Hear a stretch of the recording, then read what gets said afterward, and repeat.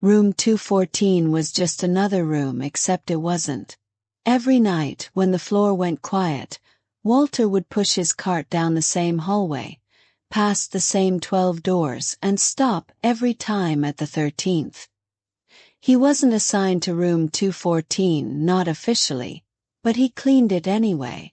3 times a night, sometimes 4. He wiped the windowsill until it shone. He straightened a chair that never moved. He mopped a floor that was already clean. The other janitors noticed. Nobody asked why. There are things people don't ask when they can tell the answer isn't for them. New nurses would sometimes catch him standing in the doorway, not cleaning at all, just standing there, cloth in hand, looking at the empty bed like he was waiting for someone to wake up. One night, a young orderly named Priya finally asked, not, "Why do you clean that room so much?" Just, "Were you close to someone who stayed there?" Walter didn't answer right away. He folded his cloth into a perfect square, the way he always did, and set it down on the windowsill. 10 years, he said.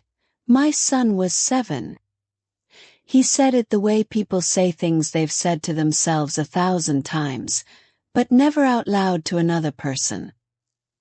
He told her the room used to have different walls, a different bed, a different smell. But the window was the same window. His son used to ask him to open it, just a crack, so he could hear the birds outside. Walter used to sit right there, in the chair that never moves, and read to him until he fell asleep.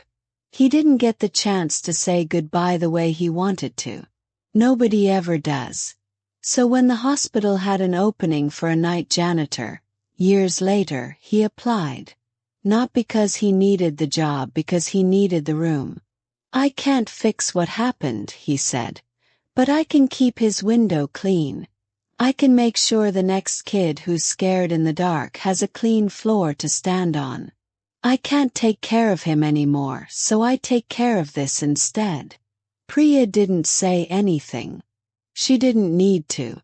The next night, Walter pushed his cart down the same hallway, past the same 12 doors, and stopped at the 13th, same as always.